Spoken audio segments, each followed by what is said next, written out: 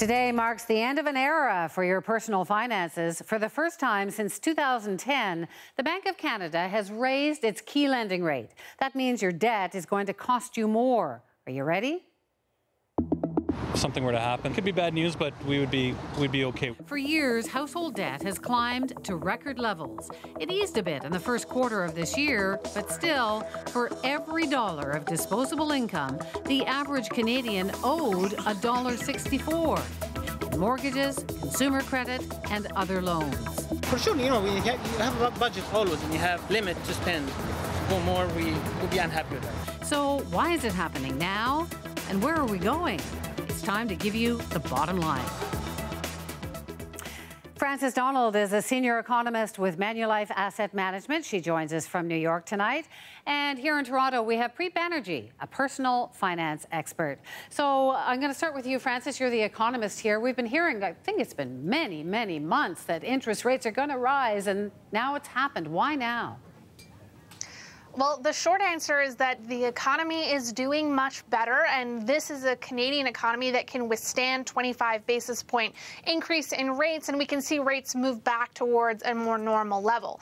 The longer answer coming from the Bank of Canada is that Canada is coming out the other side of the oil crisis, so we don't need those emergency cuts that we saw in 2015. But why now is a big question that's weighing on economists, because there are still risks to the Canadian outlook. Inflation has been decelerating, and of course, we remain concerned about NAFTA-related risks and what's going to happen next to Ontario housing. So, Preet, it's kind of good news, bad news. How afraid should people, so many Canadians are seriously in debt, how afraid should they be? How big a deal is this 0.25% increase? Yeah, I think it really depends on just how much in debt you are. So the more debt you have and the more you're living paycheck to paycheck, you're going to be very nervous about an increase in rates, because whatever the increase to the cost of servicing your debt is, that's going to come at the expense of all your other expenses. Something has to give.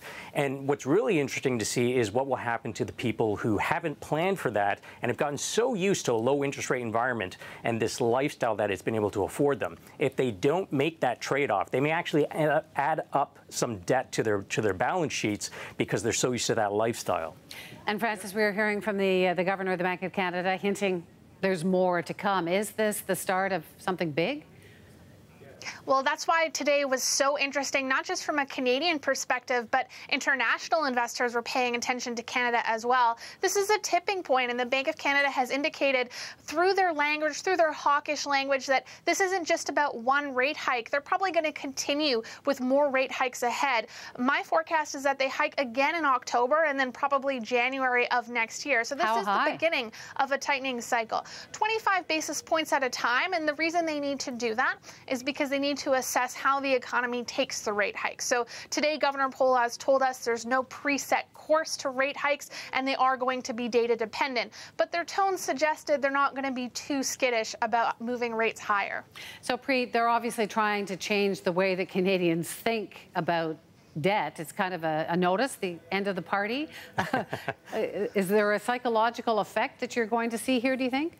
I don't know, because they've been warning the alarm bells for the last 7 years, saying, hey, listen, don't get too used to this, because when interest rates rise, indebted households are going to feel it. And no one really paid attention to that, mostly because rates did not rise. And so now this is the first time the rates are actually rising. So I would suggest it's a bit of a wake-up call for the average Canadian. But again, those who are most indebted, they will feel it the most. I don't think there's going to be a big behavioral change just yet. You know, I talked to a couple of people today and asked them, did you hear the news? And most people are pretty blasé about it so far. So once the rubber hits the road and we start to see an increase in the cost of servicing debt, maybe we'll have a better idea as to if there's actually going to be a behavioral change. So, Frances, what's the message, and is it getting through, do you think?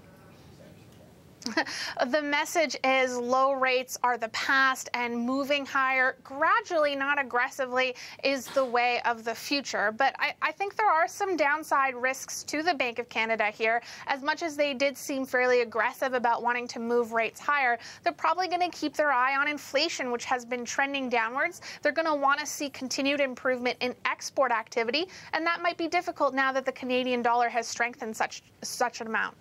A lot of talk in Canada, Vancouver, Toronto in particular, Preet, about the housing market. Is it a bubble, trying to slow things down? What impact will this have either in terms of house prices or in terms of people being able to get a mortgage? Will this make it harder?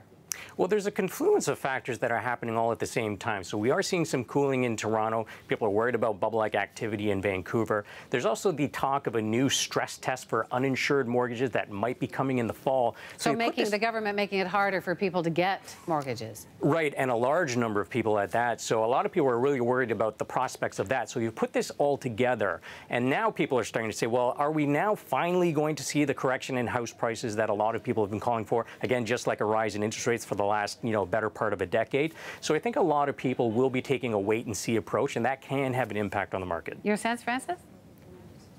Yeah, one of the more interesting things about monetary policy, particularly in Canada, is that the Bank of Canada has to apply interest rates to the entire country uniformly. It can't target particular sectors. Now, in 2015, we saw interest rate cuts, and those seem to be more focused on the weakness in Alberta.